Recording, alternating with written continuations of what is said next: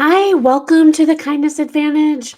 I am your host, Cindy Rowe, and in 10 minutes or less, I will explore ways to share kindness into every corner of your life. Today's episode is talking about everyday places, extraordinary kindness. So, those beautiful, heartwarming moments when kindness shows up in places that you've actually never thought they would show up at, where you least expect it. Because we all know it's not those grand gestures, but the surprising ones that leave the deepest impact. Now, maybe you've been in a traffic jam where somebody has let you go through. Maybe you have had a tense meeting and somebody helped you relax or allowed you to share your input, or those travel days where it's super stressful. I have a story for you, because kindness has a way of breaking through in the most unlikely moments. So recently I was traveling to Oklahoma City, and there had been storms. I fly out of Chicago O'Hare. There have been storms, and so a lot of flights were delayed. Not canceled, but just delayed. The incoming flights were delayed, so that meant our flights were delayed. And people were very tense. And in fact, I called them crabby. Not many smiley faces. And, the airport, like, you're either going somewhere exciting and fun or you're going home, right? But you should have a smile, right? Maybe? No. Um, so I was waiting to get on my plane, and I had gotten there a little bit early. And then we had a little bit of a delay. But as I was walking around, and so usually when I get to the airport, I'll just like pace up and down um, the area that I'm in, and get some steps in before I sit for a long period of time. And so I was like noticing that people were not smiling, and people were getting ticked off, and you could hear them talking to their partner or their friend or on the phone, that they were upset about the situation. And I was like, you know what? I actually stopped at a different gate and took a selfie, and I smiled and I said, you know what? Not many people are smiling around here, and I'm going to give them one of mine. And I'm going to see how many people smile. Well, I don't even know how long it was, maybe 15 minutes, that I smiled big to everyone that I saw. Some people smiled back. Some people just looked down. Some people gave me a weird look. But it was like, I would probably say 2% of the people that I smiled at smiled back. How sad is that? Or the people that look down, like, why? I don't understand it. But those people that smiled back, I bet there was a shift in their day. Did it change the outcome? Was their plane on time? No. But here's the deal. We have a choice, right? We can't control the weather. We can't control our plane. And I had the opportunity where I was going and I had plenty of time. So I wasn't in a hurry. So it didn't really matter if my plane was going to be delayed 10, 15, 20 minutes, even an hour. But I couldn't do anything about it. So you might as well just make the best of the situation, right? Get up, walk a little bit, maybe call a loved one, check in on your email. I don't know, smile. It's easy. But I caught people off guard, and I think I tried to do it in the best way. So, why does unexpected or unplanned kindness matter?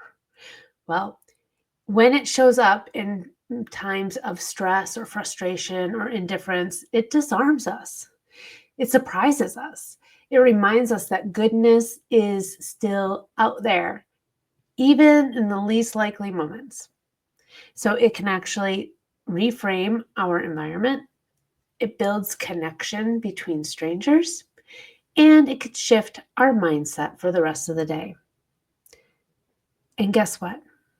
You can be the one to create that shift. just like I did at the airport. Nobody encouraged me to do it. I just said, you know what? I'm seeing way too many frowny faces and crabby people. I'm going to try to cheer them up the best way I know how, and that's through my smile. And in fact, when I got to Oklahoma City and I presented, the event planner coordinator, he told me I had the most infectious smile. Oh, that was such a nice compliment. But during conflict and tension, now this might sound counterintuitive, but kindness during those times, like during a disagreement, is next level impact. When conversations get heated, whether with a coworker or a customer or even a family member, if you paused and chose compassion and kindness and empathy over being defensive, how do you think that situation will turn out?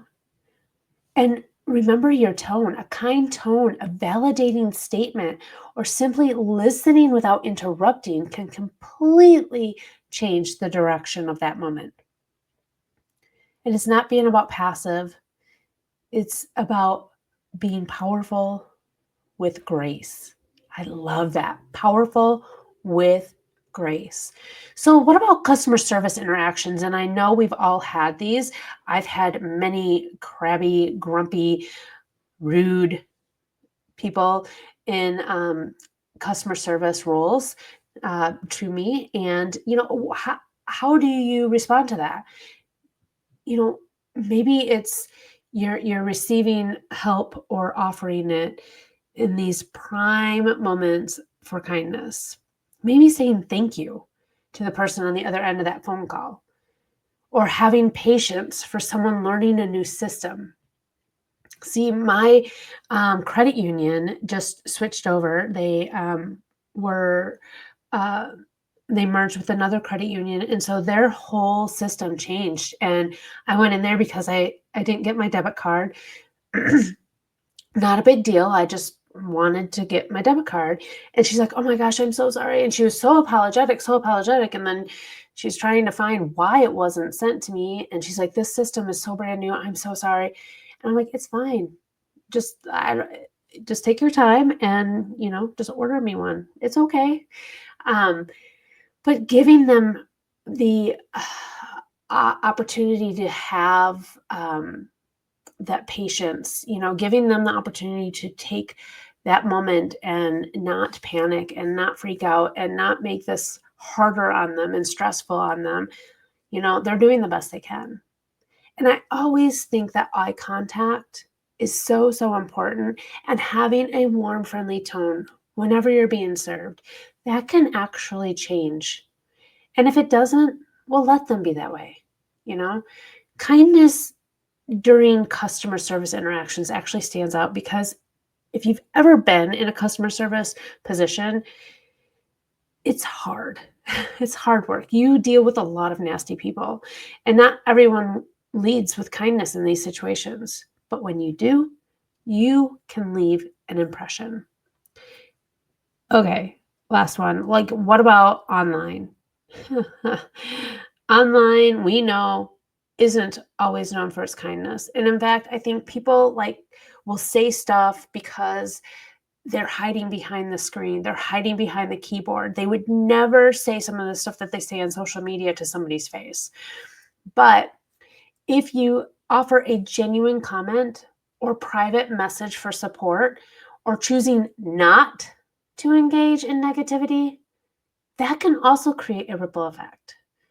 What if we scrolled with intention? What if we posted with purpose? Kindness online might not be face to face, but it still has an impact. I wanted to leave you with a few ideas on how to create more unexpected kindness. So here's 3 that I came up with. Interrupt negativity with grace. Whether it's online or at work or in traffic, be the one who doesn't match the tone, but changes it instead.